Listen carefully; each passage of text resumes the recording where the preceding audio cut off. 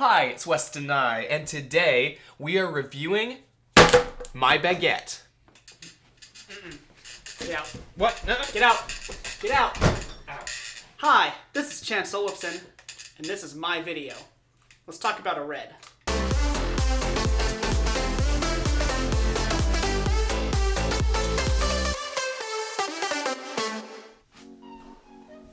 you go. So, about 4 months ago, we made a video unboxing the Red Scarlet X Dragon. And in that video, we said that we would be bringing test footage soon to show you guys. Well, obviously we didn't deliver on that promise very quickly, but we are here now with a new camera and new test footage to try to rectify things. So let's get into it. Yep. Old camera's gone. New camera's here. And it's beautiful. Mm-hmm.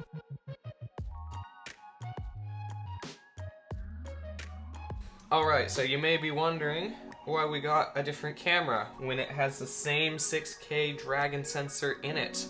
Well, this one has carbon fiber, so that's why it's worth like twice as much. You mean there's more features than just carbon fiber?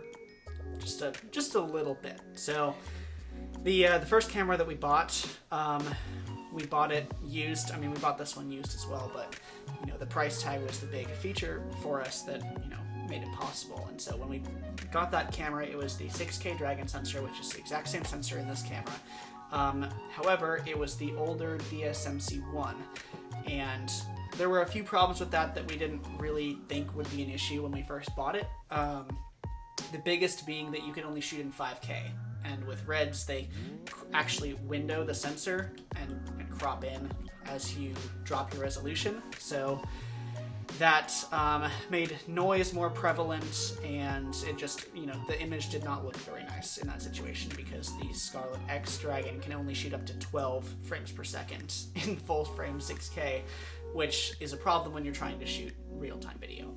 Yeah, speaking of frame rates, this one can actually shoot different slow-mo at actually usable qualities. So what are the different frame rates that are possible on this? Because the old one, you could do real-time, and that was about it for anything usable. Mm-hmm. Yeah, so the old one, you could shoot 24 frames per second. Actually, you can shoot up to 40 frames per second at 5K. So the sensor's already windowed a little bit, and you can get up to 40 FPS with that 5K resolution. This camera, again, same sensor, just a much more powerful computer in it. So this camera can shoot up to 82 frames per second in full sensor 6K, and up to 100 frames per second in widescreen 6K. And so that was the biggest reason for us to change cameras out, even though it was the same image quality technically, is having that full sensor size and those high frame rates, because we shoot a lot of slow motion for our projects. This is also a DSMC2 camera, so it's compatible with a lot of the newer accessories and newer third-party modules and stuff. Because the whole thing with Red is its modularity, and with the DSMC1, it was really hard to find parts for it and build it out. But this can be built out and kitted out with all the new stuff, which makes it really easy and awesome. If a little expensive, but it means you can actually find the stuff for the most part. It is a Red. They are not as industry common, I guess, as like the Sonys. So they are still hard to find. It's still hard to find stuff for these, but it's almost impossible to find DSMC1 parts and DSMC1 accessories, but it's a lot easier to find DSMC2 accessories. Yes, and they are more expensive because it's the current, you know, high-end Red system that they're on, so that stuff, even though they're easier to find, they're also in higher demand, and the prices are higher because they're not as old. So DSMC1 parts are all 6 years old plus at this point. And also, the people we work with are on DSMC2s. We don't work with anyone on DSMC1s, so sharing stuff and swapping stuff and having to borrow the different modules of the Reds, or swapping brains even, the people we work with all have DSMC2s, not DSMC1s. And that just makes it way easier to work with them, so, you know, like all of the different parts transfer over really nicely. Another big thing that this has over the DSMC1 is the bigger logo so that people know you're pro. Oh yes, and not gonna lie, having the fans on top, could you actually show them real quick? So the DSMC ones have the fan in the front where that logo is. DSMC 2 has the fans on top, and it still vents out the bottom and the back like it did on the DSMC ones, but this just makes it quieter. The audio guy likes you a little bit more, and you know, it's just easier to handle that way, quieter on set and stuff like that. So that's just a nice little thing, not a deal breaker for us, but that's just a nice touch that they did.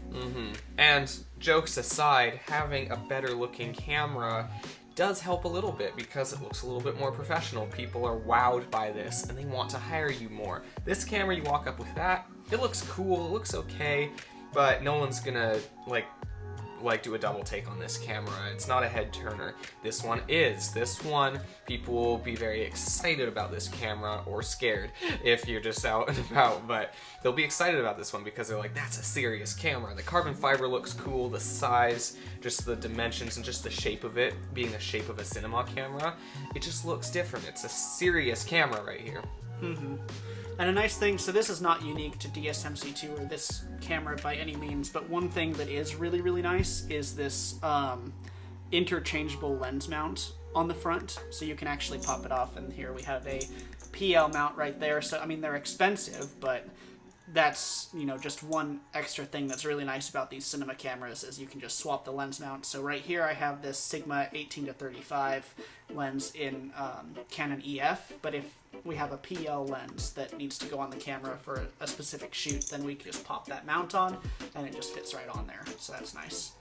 And then something unique to Reds, as far as I know, is the OLPFs, so the optical low pass filters. They are usually built into the front of the sensor.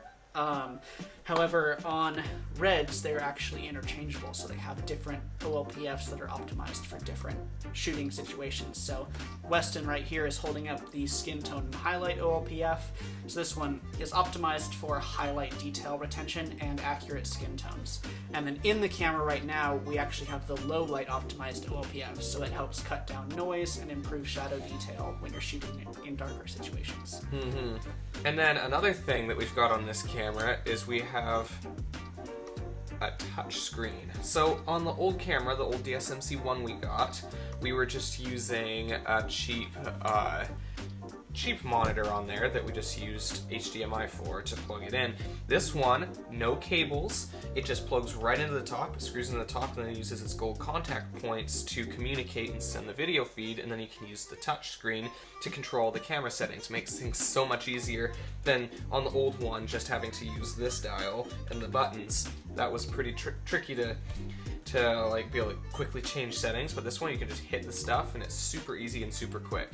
And I guess building off of that, you know, some people in the comments will probably be saying, well, yeah, but DSMC1 is also modular, and that's true. DSMC1 was also quite modular. I mean, that's been Red's thing basically since the beginning. Yeah, a lot more modular than the Red one. Yeah. However, that modularity on the DSMC1 came at the expense of usually needing cables for that. So like their monitors needed a cable that plugged into the SSD module, and you know, just little things like that that make DSMC2 nicer to use. And like we said, the modularity of the DSMC1 was tricky just for the fact that it was hard to find the modules in the first place. Yes. Yeah, they were cheaper, but they were a lot more rare. Okay, and then, so these cameras, they shoot in RAW, and especially Red Code RAW. That was a big selling point for us to get into the ecosystem in the first place. So I personally really like the Red Code workflow. I've worked with some other codecs like B-RAW and, you know, like obviously Sony's codecs as well, but Red Code is just a different experience, and I personally is my favorite codec that I've ever used so far. It's pretty quick and pretty easy. However, it takes up a lot of space, so you can drop the compression. This camera, I believe you can go from 1 to 2 compression all the way down to 1 to 22. And so we're usually shooting in the 7 to 1, 8 to 1 compression range. But even then, it takes up a ridiculous amount of storage. So we've actually opted not to get a Red Mini Mag we have opted to get the Kippertie long take, 2 terabytes, and so this one per gigabyte is vastly cheaper. It's like a third the price of Red Mini Mag. So this is still a very, very expensive 2 terabyte SSD. Don't get me wrong. But compared to the pricing of Red's Mini Mags, this made the most sense. And this being 2 terabytes, it gives us hours of recording time. Not that many hours, unfortunately, but it gives us several hours. So if we're out in the backcountry, we don't have to worry about bringing along drives to dump footage to. With a 480 gig Red Mag, we just use this, and then we don't have to dump footage for the entire trip. Yeah, the Red Mags are so much more expensive, and yeah, they're just really expensive for how much storage you're getting when basically it's just an SSD in an enclosure. So this long take, pretty expensive, but it's really, really fast and really, really good, and definitely a good purchase, way better than the Red Mag. Mm-hmm. And if you guys do want to see like a separate review on this long take drive, since I haven't been able to find very much info on it, so I was just kind of flying blind when I bought one. But if you want to see a dedicated review to this, we can make that. But long story very short, it works great, and we've never had a problem, and we love it. So very fast. Yeah, and really, really quick. I love this thing because you can plug USB-C into it to offload. You do not need another part, which is the SSD reader. So if you're getting the SSD, either the Red Mag or the Kippertie long take, when you're getting a Red Mag, you also have to get a Red Mag reader. So if you're getting a 512 gigabyte or a 1 terabyte Red Mag and the reader, that's going to probably end up being more expensive than just getting this 2 terabyte long take. Mm-hmm. I think we should go ahead and break that down and then show them all the different pieces that go into it. What do you think? The camera itself, or Yeah, I think we should just tear it down right to the bottom. Okay. What are your thoughts? Yeah? Yeah, so we'll shut it down and grab the tools. Perfect. Let's do this. So what we've got here is we've got the top handle, super useful for holding the camera like this and getting those shots. We've also been looking into getting a side handle possibly. We're not getting that right now because most cameras have a side handle like the Sonys and stuff. But right now we're running with the top handle. Okay, let's take the lens off next. So this lens here is the Sigma 18 to 35. It's really, really good. Now, when shooting on Super 35, you've got to take the lens hood off if you want to shoot all the way wide open at 18 to 20, in the 18 to 20 range, because there's a little bit of vignetting from the lens hood, and there's also a little tiny bit of vignetting at 18 when you're indoors, so usable range is maybe like 19 to 20 millimeters, and then on. It's because this is an APS-C lens. APS-C lens and APS-C sensor is slightly less wide than a Super 35. So this is a super good sharp lens with all internal everything. So keeping it balanced on the Glidecam is a lot easier. And then we've also got the V-Lock battery. We've got the red monitor, 4.7 inch. Yeah, so 4.7 inch touch monitor. Mm-hmm. There were two reasons that I opted for the 4.7 inch when I bought this camera. First one was price. This one, I was actually able to get a pretty good deal on it. I paid about $800 for this stupid little monitor here.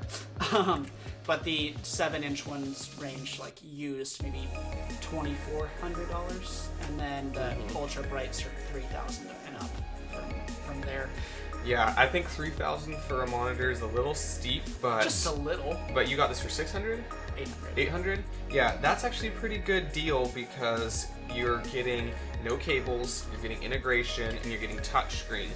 Like a small HD monitor, similar in price, but you're not getting the integration. So definitely, if you can get the 4.7 inch red touch monitor, it's a good monitor, and It's not that bad for the price if you can get a good deal on it, but don't get us wrong, it is still a little bit expensive as monitors go, but you know, it gets the job done and it does it well. There's the Manfrotto base plate. Okay, and then this is the wooden camera battery plate on here, and then this just has like these, you know, finger screws, so you just finger tighten that, and it's good to go, which is nice. You don't have to screw stuff in and out of the body every single time. A lot of people have said don't use the wooden camera battery plate, like it'll destroy the camera, like you have to use the... I thought I was tightening that down, and I sure was. Yeah, they're like, you have to use Red's OEM battery plate stuff, but we have never had an issue with the wooden camera one. It has been doing just fine. I mean, this one works great. Yeah, it's got some plastic on there, but it also, everything that connects is metal, like the V-lock mount and the back plate, it's all metal, so you're not going to break anything, just this filler, just all this filler stuff is all plastic to save on weight, I assume, so that's pretty good, high quality, and it gets the job done. Yep. And then there is the brain. I'm not going to take the lens mount off, but, you know, the lens mount is just 4 screws right here, boom, boom, boom, boom, and so this will just, the whole thing will just pop right off, and then the OLPF is what you're seeing in there. Here, let me get this reflection on there, there we go. And so in there is just one little screw, you turn that screw, and then the OLPF will pop out, and you can slot a new one in, and the camera automatically recognizes which OLPF is installed and adjusts your color profile accordingly, which is nice. Yep, it's got little contact pins on the back, and yep, there's what the LPF looks like when it's out of the camera.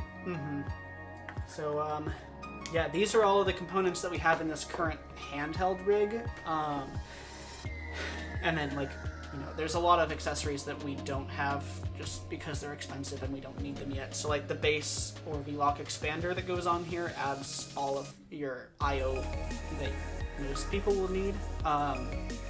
They make bigger modules for productions that have XLR and stuff, but you know, like the base expander, we'll get one eventually, but for now, our productions just don't need it most of the time. And so that'll add like HDMI, SDI, audio in and out, stuff like that. So, Biggest thing will probably be the SDI out for wireless monitoring. yeah. And then next, as you saw in the beginning of the video, the Glidecam HD4000. This is one of the bigger glide cams, which is good, perfect for the Red, and it's a really, really nice piece of gear, but it's ridiculously heavy with the Red on it, so when you're trying to hold it, you're like that. Yeah, so Parker Walbeck uses a setup like this with his Red, but he actually has muscles, so he can do it. We don't, so we have to use this.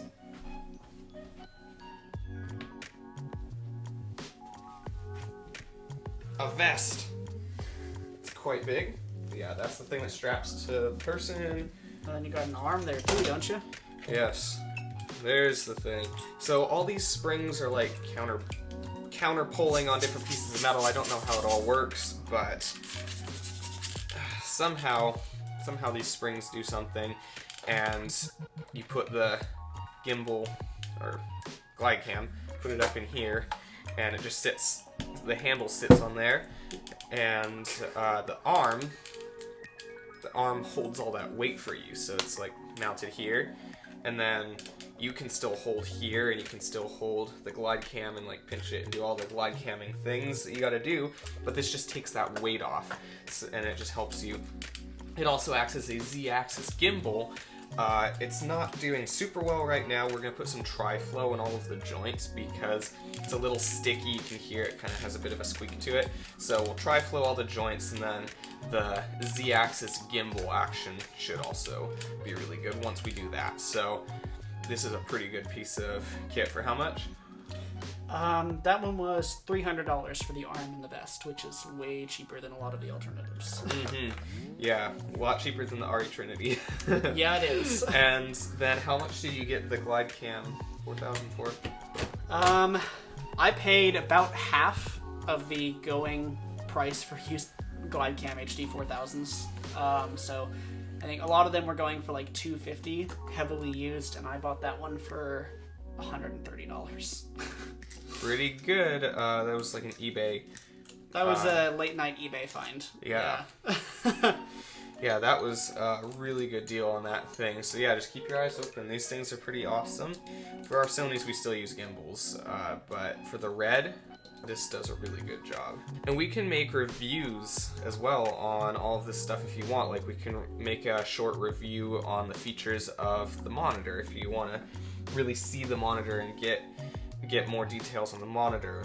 Battery plate, SSD, lens mounts, OOPFs. We'll be making an OOPF comparison video comparing the different OOPFs and how well they do in low light with skin tones, colors, and all that stuff. We can review the Glidecam, we can review the arm, we can review all the stuff in separate videos and go into more detail, but this was a quick overview of the entire camera and just the kit and gear we've got for it right now. And to kind of explain why we haven't made any videos lately, because it's been like 4 months since we got the first Red, and that one's long gone, sold that off. I sold that like 3 months ago. Yeah, you made a profit on it though, and I did, that was just pretty funny. Yeah, because we kitted it out a little bit and shot a little bit of stuff. Here's a couple of clips that we shot on the first one. It does look pretty good. It's got some good dynamic range. It does have that red look. It does look nice. And yeah, it just doesn't have all the features that we needed. And there's just like all the stuff we talked about in the video. And then here, for example, is some slow motion. You couldn't do that on the old camera, but here's some slow motion that we shot on this camera, and it actually looks pretty good. It actually looks amazing because it's a Red. Of course it looks good. Pretty good. What are you talking about? This is top notch. This is cinema right here. It looks really, really good. Mm-hmm. Anyway, that's the basics of this camera and like the breakdown of the build that we have going on right now. If you guys want to see more like specific stuff for like actually shooting on the Red and compression ratio comparisons and installing LUTs or something, or how to do a firmware upgrade, things like that, you can just let us know in the comments, and we'll be happy to make it. Yeah, so just make sure you subscribe so that you can see these videos. Exactly. Yeah. So yeah, make sure you subscribe to Chance Olson. He's got all the technical stuff. He's doing all the technical Red stuff. And then if you want to see some of the films and productions we work on, make sure you subscribe to me, subscribe to Weston and I. And also I'll leave a link to my business's YouTube page as well down in the description, so that you can check out some of the like full-on videos that we produced with this camera and our Sonys and whatnot. Yeah, go down to the description. There will be links, all the stuff you can follow to see all the things that are going on down there. And also make sure you follow our Instagram accounts right down there. You know how to do that? That's pretty cool. Look at that. Cinema. Anyway, follow those. And then you can see photos and videos and updates and communicate with us via DMs if you want to see our stories. All sorts of good stuff. Thank you so much for watching. And we'll see you next time. We should make a video for the Inspire. The Inspire? Oh, yeah. Ooh.